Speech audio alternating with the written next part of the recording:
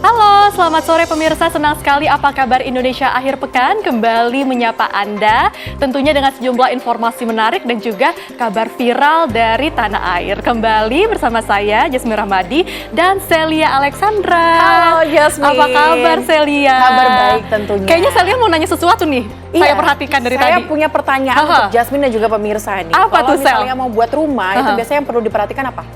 Rumah ya kira-kira mungkin luas rumahnya, lalu warna cat temboknya juga penting loh, Sel. Itu penting, tapi ada yang lebih penting Jasmine. Apa tuh? Listriknya. Oke, Karena kenapa? sekarang tuh banyak sekali konsleting listrik yang terjadi Lagi di sejumlah banyak kejadian tempat. korsleting listrik ya, Sel. Seperti informasi pertama kita pada kesempatan kali ini pemirsa, di mana ada konsleting listrik yang terjadi di Jalan Mangga Besar 9, Taman Sari, Jakarta Barat. Seperti apa kebakaran yang terjadi? Berikut informasinya.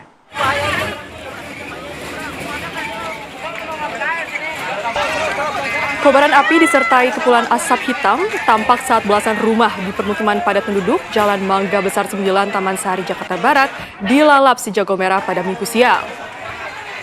Hembusan angin yang kencang disertai banyaknya material kayu membuat api dengan cepat menjalar dari satu bangunan ke bangunan lainnya. Warga tampak berupaya menyelamatkan barang dan hewan peliharaannya dari dalam rumah. Petugas suku dinas pemadam kebakaran Jakarta Barat yang tiba di lokasi langsung berusaha memadamkan api. Diduga api berasal dari hubungan pendek arus listrik di salah satu rumah warga. Tidak ada korban jiwa dalam peristiwa ini dan api berhasil dipadamkan setelah belasan unit mobil pemadam dikerahkan ke lokasi kebakaran dan kasus kebakaran ini tengah ditangani kepolisian sektor Taman Sari.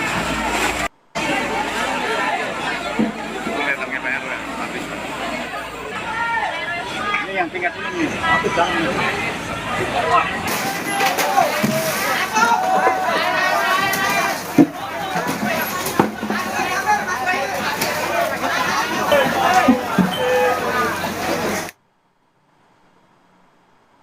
Pemirsa, sebuah bus rombongan peziarah asal Banyuasin, Sumatera Selatan terbakar di Kabupaten Kudus, Jawa Tengah. Nah, puluhan penumpang pun pemirsa ini panik berlarian menyelamatkan diri.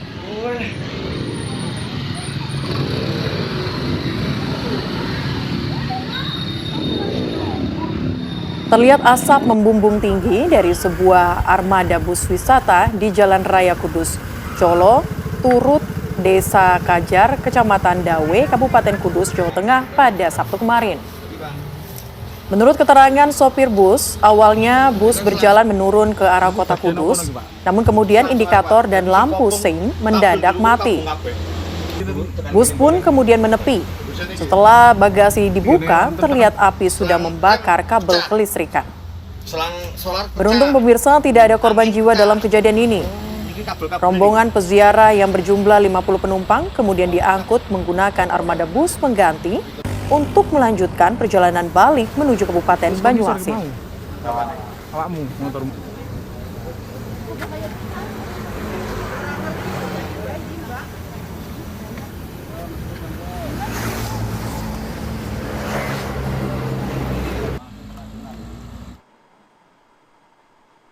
Kita hadirkan informasi lainnya untuk Anda pemirsa. Ini kecelakaan maut yang terjadi di Jalan Lintas Sumatera, tepatnya di Bayung Lencir, Musi, Banyuasin, Sumatera Selatan.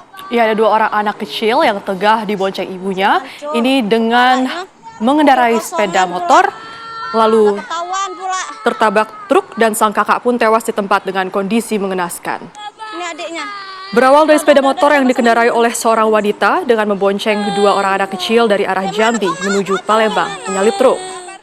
Tiba-tiba di depan truk motor tersebut terbalik. Namun naas, korban terjatuh ke arah kanan dan langsung terlindas truk dengan kondisi kepala yang hancur. Sementara adik dan sang ibu terjatuh ke sebelah kiri dan selamat dari maut. Peristiwa kecelakaan maut yang menimpa seorang pelajar ini masih ditangani oleh pihak kepolisian Polsek Bayung Lencir serta unit Laka Lantas Polres Mubah.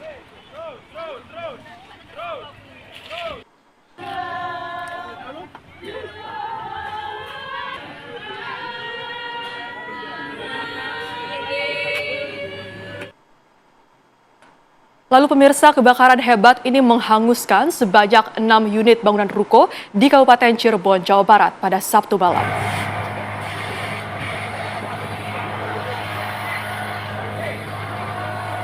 Kobaran api disertai kepulan asap hitam pekat membumbung tinggi dari 6 kios dan rumah yang terbakar di Jalan Cirebon Majalengka, tepatnya di Kelurahan Kemantren, Kecamatan Sumber, Kabupaten Cirebon, Jawa Barat.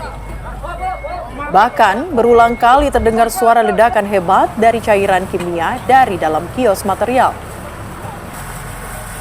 8 unit mobil damkar dikerahkan ke lokasi kejadian yang berada di area pemukiman padat penduduk. Peristiwa kebakaran ini berawal saat munculnya asap dari bagian atap yang kemudian disusul dengan percikan api. Kencangnya tiupan angin dan banyaknya material yang mudah terbakar membuat api dengan cepat membesar dan menjalar. Api akhirnya berhasil dipadamkan setelah petugas berjibaku hingga hampir 3 jam.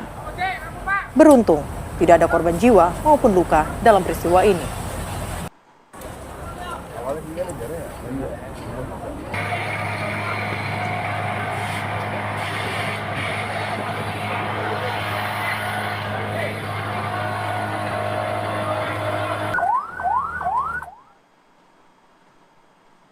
Ya pemirsa, kita hadirkan informasi lainnya untuk Anda di mana hujan disertai angin kencang memporak-porandakan tenda dan tarup atap stand acara Festival Lampung Utara yang digelar di lapangan Stadion Sukung, Kota Bumi.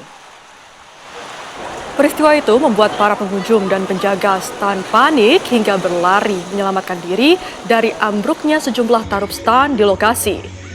Berdasarkan data dari BPBD Lampung Utara, setidaknya 8 tarup stand dari kecamatan ambruk dan beterbangan. Ketua Pelaksana Kegiatan membenarkan peristiwa ambruknya beberapa tarup stand dari kecamatan karena hujan angin. Saat ini pun panitia berupaya untuk memperbaiki kembali agar para pengunjung dapat nyaman berkunjung di acara tersebut.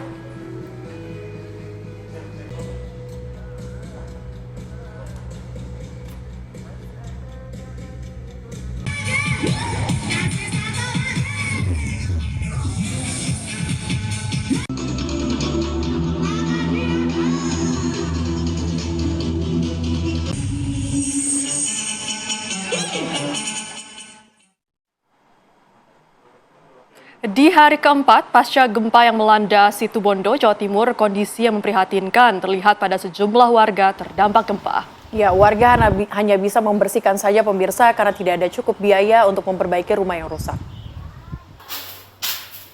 Data rumah yang rusak akibat gempa terus bertambah. Dari data sebelumnya 118 rumah, saat ini bertambah menjadi 145 rumah. Para korban terdampak harus melakukan administrasi dahulu untuk mendapat sejumlah bantuan yang disalurkan di posko, seperti nasi bungkus. Tidak hanya itu, sejumlah material bangunan juga terlihat menumpuk di salah satu rumah korban bencana. Mereka mengaku tidak mempunyai biaya untuk melakukan perbaikan. Para korban saat ini juga masih tinggal di luar rumah karena khawatir bangunan yang mengalami kerusakan akan roboh saat terjadi gempa susulan. Mereka berharap tidak hanya makan dan material bangunan, namun ada bantuan tenaga untuk merehabilitasi rumah mereka yang rusak.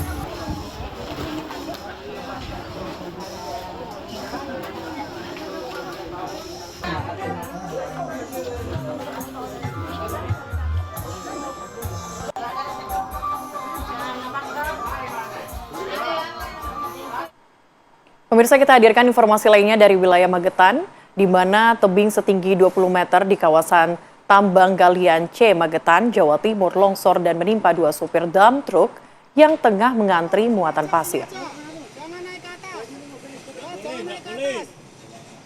Ya, pemirsa, tebing di lereng Gunung Blego ini longsor dengan membawa material batu besar, tanah bercampur pasir, hingga pepohonan dan menimbun korban. Banyaknya material longsoran yang menimbun korban menyebabkan tim SAR gabungan kesulitan mengevakuasi korban. Pengelola tambang menerjunkan 2 alat berat guna membantu proses evakuasi. 1 sopir berhasil selamat dan 1 sopir lagi masih dicari.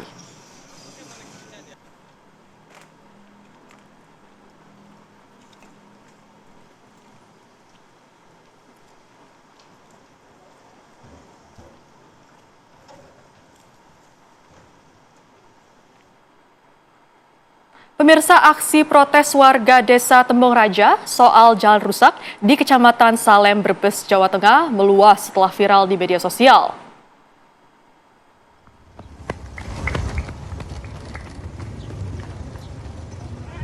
Aksi protes serupa soal jalan rusak meluas ke sejumlah desa di Kecamatan Bantar Kawung.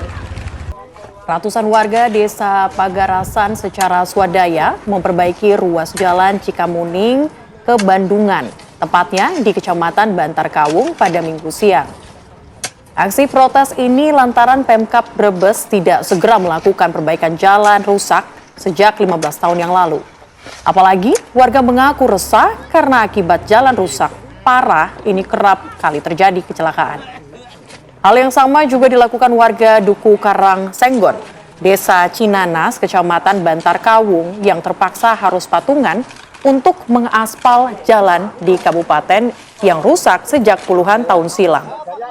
Aksi protes juga dilakukan dengan memasang spanduk di pinggir jalan dengan bentuk sindiran soal pajak yang tetap terus dibayar namun kerusakan jalan dibiarkan tanpa dilakukan perbaikan.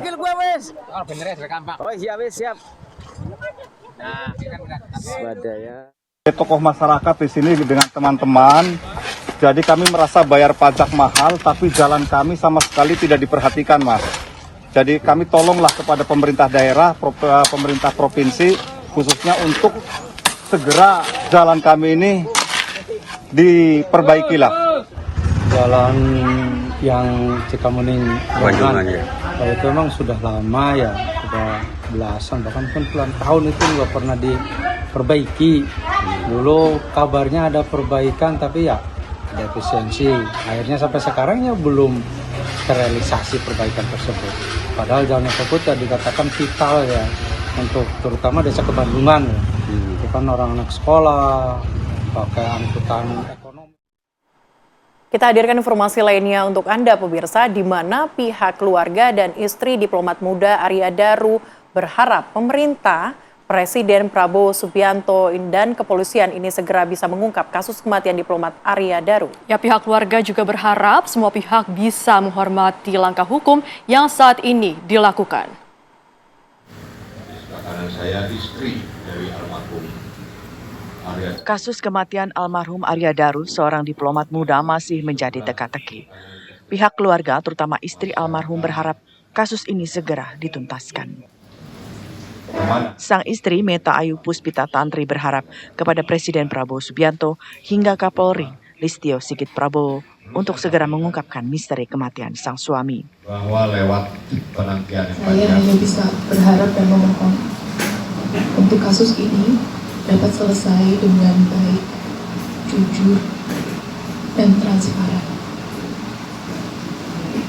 Sebegitu berharganya Mas Daru bagi saya, bagi anak-anak, bagi orang tua, bagi keluarga, dan saya sangat meyakini bagi teman-teman yang pernah berinteraksi langsung dengan Mas Daru secara tulus pasti merasakan kebaikan beliau. Selain itu, pihak keluarga dan kuasa hukum juga mengaku terjadi beberapa teror yang dihadapi keluarga Arya Daru.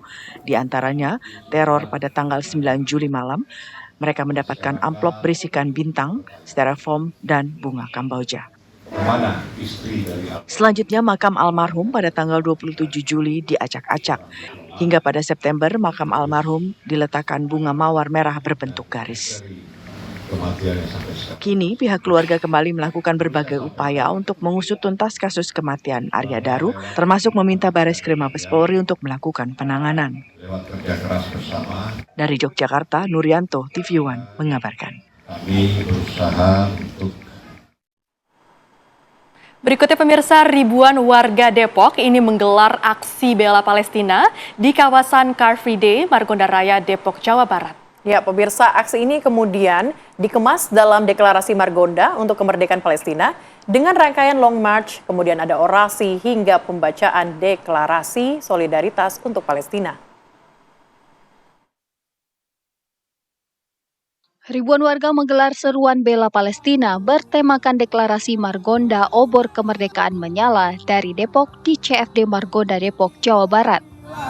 Sejak pagi, jalur Car Free Day Margonda Raya terlihat dipadati oleh peserta aksi yang kompak mengenakan atribut bernuansa Palestina seperti bendera, syal, dan membawa papan seruan dukungan untuk Palestina. Peserta mengawalinya dengan long march serta membentangkan bendera Palestina raksasa sepanjang 100 meter. Selain itu, aksi semakin hidup dengan orasi kebangsaan, pertunjukan musik, dan pembacaan deklarasi Margonda untuk Palestina. Selain aksi simbolik, peserta juga melakukan penggalangan tanda tangan dan donasi kemanusiaan. Momentum ini sekaligus mengingatkan dunia tentang isu Palestina yang kembali menjadi sorotan dalam sidang umum PBB. Lebih dari 150 negara menyatakan dukungan terhadap kemerdekaan Palestina.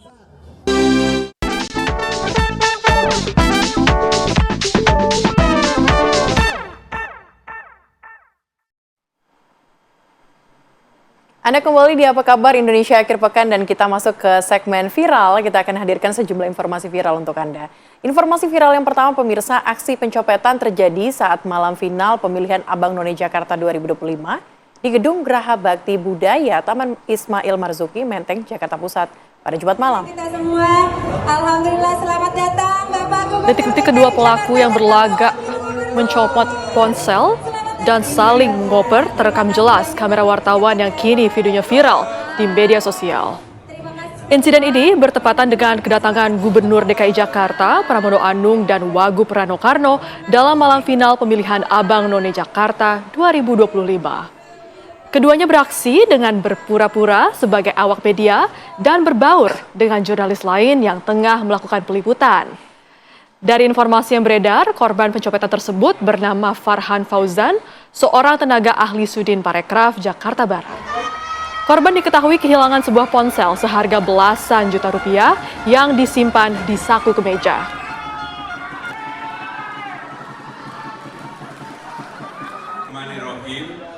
Assalamualaikum warahmatullahi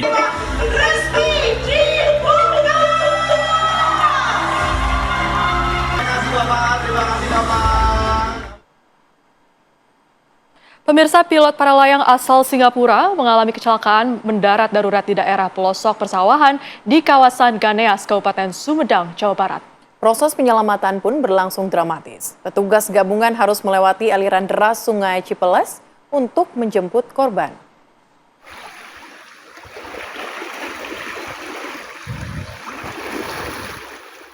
Seperti inilah aksi dramatis tim rescue gabungan saat melintasi aliran derasnya Sungai Cipeles untuk menyelamatkan seorang pilot para layang asal Singapura yang mengalami kecelakaan mendarat di pelosok persawahan hingga luka-luka di kawasan Ganeas, Kabupaten Sumedang, Jawa Barat, Sabtu petang. Selama 15 menit menuju lokasi, pilot para layang asal Singapura pun ditemukan dalam kondisi tergeletak usai kecelakaan mendarat darurat.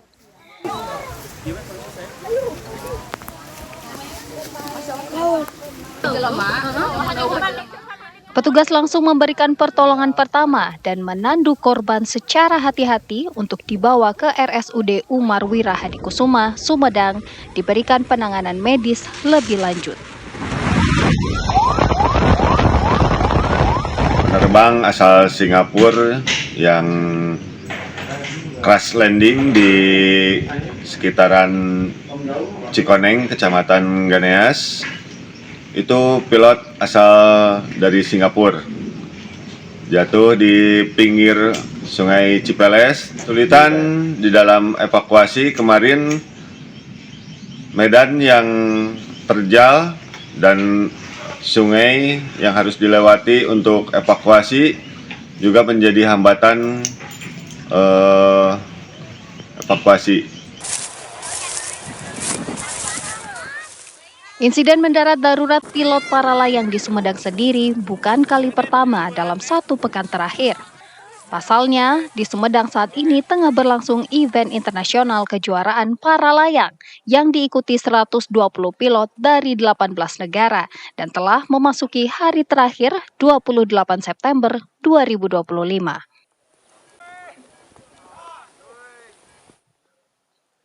Dari Sumedang, Jawa Barat, Lutfi Setia Rafsanjani, TV One mengabarkan.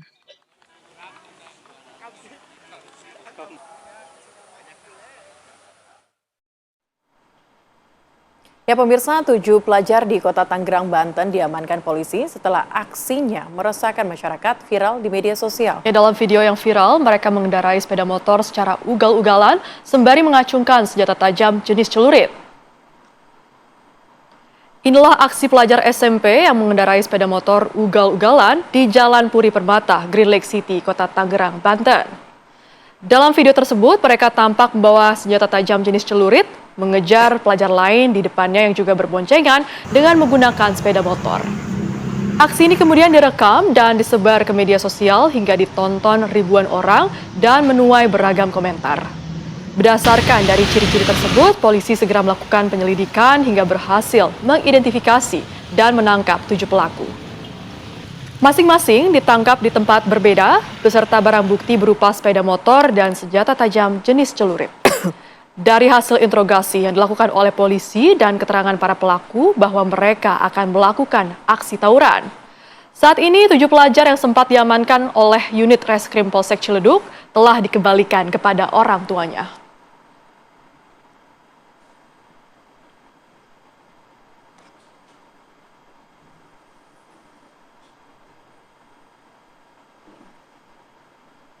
Pemirsa, ini viral juga di media sosial di mana seorang pria di Kota Bandung nekat bertengger di belakang mobil pengangkut gas yang sedang berjalan. Diduga pelaku ingin mencuri gas LPG 3 kg dari mobil tersebut.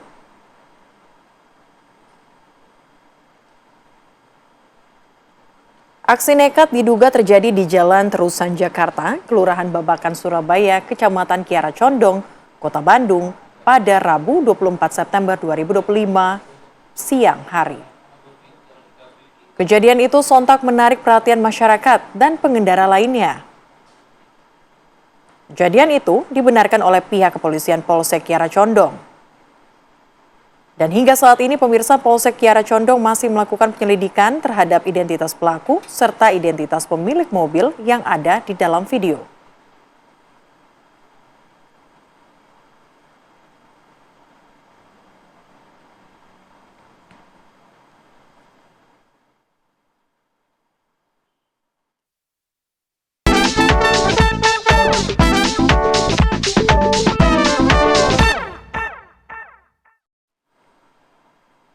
Pemirsa, kita harus jeda terlebih dahulu. Saya jeda, kami akan kembali lagi dengan informasi lainnya. Tetaplah bersama kami.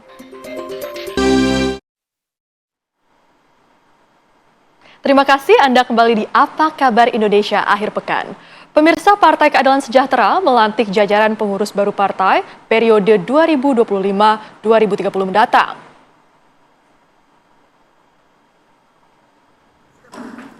Sekjen PKS Muhammad Khalid menekankan bahwa PKS ingin para pengurus baru dapat mematangkan dan mendukung kinerja pemerintah dalam mengimplementasikan berbagai program. Dukungan pada program pemerintah dilakukan dalam bentuk pengawalan jika ada program yang belum maksimal. Dalam rangka Munas yang berlangsung selama 2 hari ke depan, PKS terus mengundang jajaran pimpinan partai politik lain. Presiden Prabowo Subianto dijadwalkan akan hadir pada hari ini. Berikutnya, saudara-saudara, nanti terkait dengan status taat dan tentu kita ingin menjadi mitra strategis pemerintah yang mengawal kebijakan-kebijakan beliau agar bisa menghadirkan solusi buat masyarakat. Ya, tentu dalam pelaksanaan program itu mungkin ada yang masih belum sempurna. Nah, kita juga kawal juga tuh. Bagaimana bisa lebih tajam lagi, bisa lebih baik lagi, yang tidak tepat sasaran bisa lebih tepat sasaran lagi, yang kurang sempurna kita sempurnakan lagi, dan sebagainya. Dan ini adalah wujud PKS sebagai entitas politik yang siap bersinergi ya, secara solutif, konstruktif, tapi juga tetap kritis untuk bagaimana menghadirkan kesejahteraan tadi. Ya, dalam koridor kita ingin menghadirkan bahwa policy yang ada dan dilakukan oleh pemerintah itu sesuai yang diharapkan oleh masyarakat. Ya pemirsa, informasi terbaru dari Musyawarah Nasional ke-6 Partai Keadilan Sejahtera di Jakarta akan disampaikan oleh rekan kami Kesia Butar-Butar. Keisha, bagaimana kemudian informasi terbaru di sana dan juga kapan kemudian Presiden Prabowo Subianto akan hadir dalam acara PKS?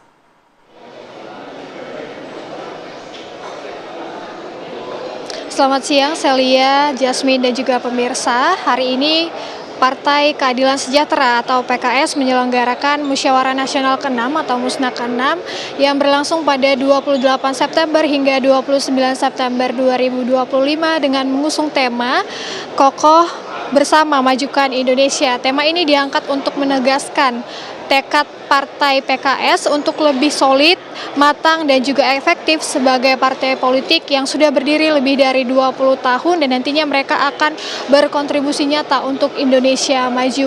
Adapun siang tadi Musyawarah Nasional ini diawali dengan pelantikan pengurus baru Dewan Pimpinan Tingkat Pusat periode 2025 hingga 2030 yang dipimpin langsung oleh Ketua Majelis Syuro Sohibul Iman dan sekitar 1.000 kader PKS hadir dari berbagai tingkat partai mulai dari pusat, wilayah, dan juga daerah yang datang untuk menyaksikan pelantikan pagi tadi dan juga ikut turut serta dalam rapat Musyawarah Nasional untuk menentukan bagaimana kebijakan partai 5 tahun ke depan. Dan Ketua Panitia Munas Umar Sali menyampaikan bahwa Munas 6 ini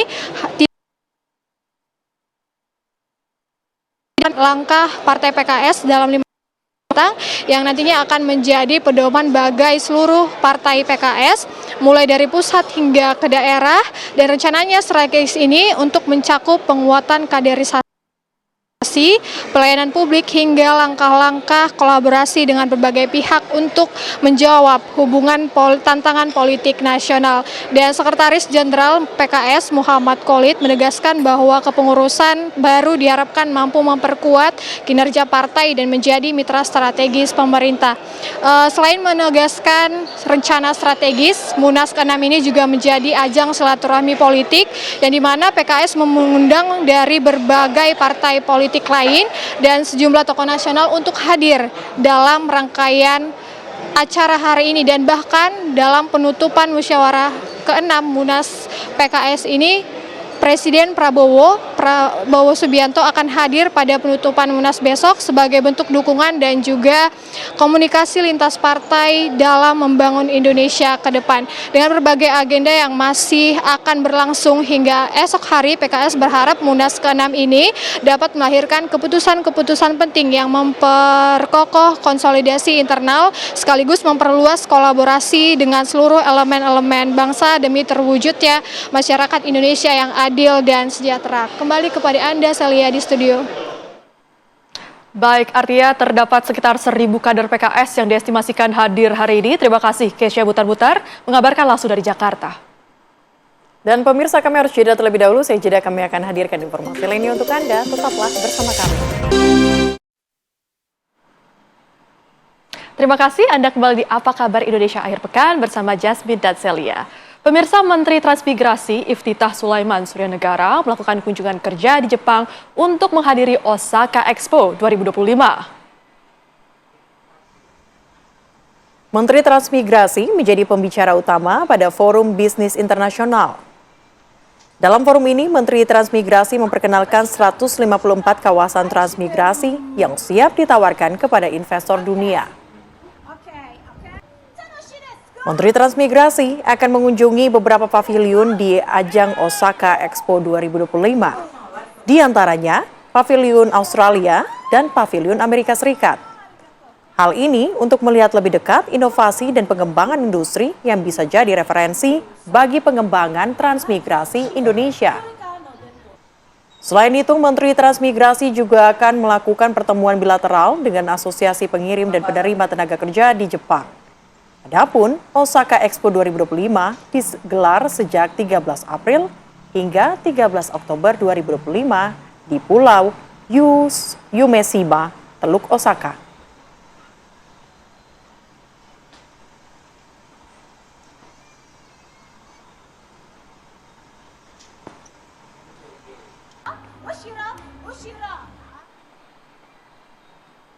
Ya pemirsa, sejumlah menteri dan Kepala Badan Gizi Nasional menggelar rapat koordinasi terbatas menindaklanjuti terjadinya kejadian luar biasa dalam program Makan Bergizi Gratis. Dan langsung saja kita akan tanyakan kepada rekan kami, ada Zinedine Duhan, maksud kami ada Brilian Syahran yang akan menggambarkan bagaimana kemudian kabar terbaru dari rapat koordinasi yang tadi sudah berlangsung.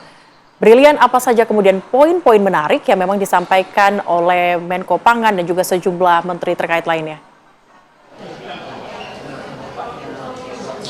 Baik, Celia, Jasmine dan juga pemirsa, bahwa betul sekali hari ini pemerintah diwakili oleh sejumlah kementerian ini melaksanakan konferensi pers terkait dengan penanggulangan kejadian luar biasa atau KLB dalam program Makan Bergizi Gratis.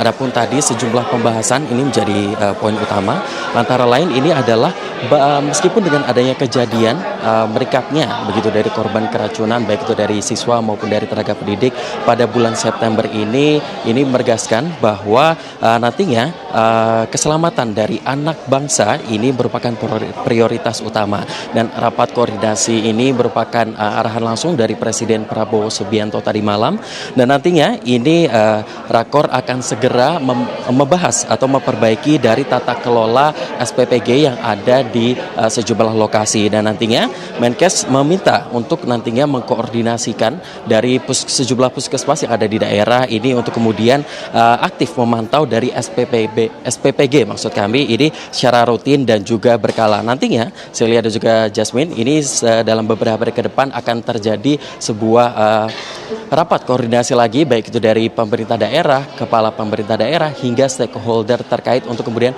memperbaiki dari tata kelola MBG ini. Dan juga nantinya ini kalau kita melihat bahwa di bulan September ini berdasarkan dari data Badan Gizi Nasional ini tercatat 2.210 orang yang menjadi korban keracunan dari MBG. Dan ini meningkat apabila kita bandingkan dengan data pada bulan Agustus kemarin, yakni di angka 1.980 korban. Adapun nantinya ini dari Wakil Kepala BGN Andik SD yang ini menyatakan bahwa dari pihaknya akan terus melakukan pengecekan terutama dari pihak SPPG atau Satuan Pelayanan Pemenuhan Gizi ini yang tercatat sampai dengan sekarang ini berjumlah 45 yang diberhentikan untuk sementara waktu, dan 40 diantaranya ini diberhentikan dikarenakan tidak sesuai dengan SOP, dan ini diharapkan dapat memenuhi ketiga kriteria komponen utama, yang ini pertama adalah sertifikat layak higienis dan juga sanitasi, yang kedua adalah sertifikat halal, dan ketiga adalah sertifikat penggunaan air yang layak. Dan nantinya dalam waktu 1 bulan ke depan apabila 3 komponen utama ini tidak dipenuhi, nantinya akan SPPG yang terkait ini akan ditutup selamanya. Namun apabila dapat memenuhi dapat diperbolehkan untuk beroperasi kembali. Jasmine, Celia kembali ke studio. Baik, terima kasih. Brilian Syahran mengabarkan langsung dari Jakarta. Selamat bertugas, Brilian. Kami harus jeda terlebih dahulu, pemirsa. Usai jeda, Jasmine dan Celia akan kembali. Tetaplah bersama kami.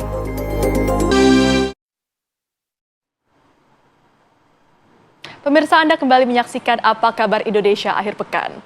Dan untuk mendukung program cek kesehatan gratis yang digagas Presiden Prabowo Subianto, sebuah universitas bekerja sama dengan klinik kesehatan di Cikupa, Tangerang, Banten menggelar cek kesehatan gratis.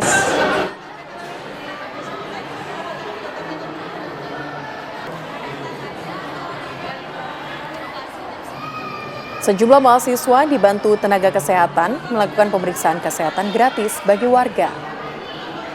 Antusias warga yang tinggi membuat kegiatan pemeriksaan kesehatan dibagi menjadi 3 waktu guna menghindari antrian panjang. Pemeriksaan kesehatan difokuskan pada penyakit silent killer atau penyakit darah tinggi dan diabetes.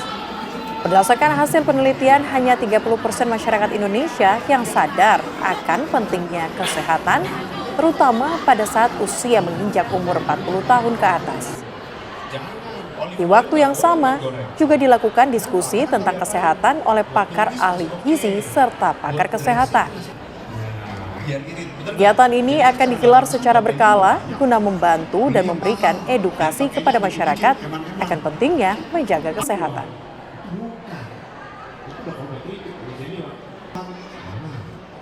Alhamdulillah, saya dengan senang hati jadi bisa mengetahui kondisi tubuh kita. Kebetulan tadi diperiksa dan dari tensi darahnya, terus dari gula darah semuanya alhamdulillah normal semua. Secara data, ini hipertensi dan diabetes itu meningkat di Indonesia, dan dari segi prevalensi jumlah pasien itu meningkat. Dan satu lagi data yang menarik adalah orang-orang masyarakat yang sadar bahwa mereka memiliki penyakit ini itu masih sedikit.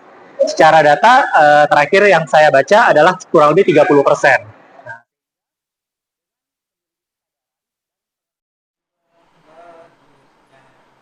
Ya pemirsa, informasi tadi sekaligus menutup jumpa kita di Apa Kabar Indonesia akhir pekan. Saya Celia Alexandra. Dan saya Jasmine Rahmadi, kami pamit undur diri. Terima kasih dan happy weekend.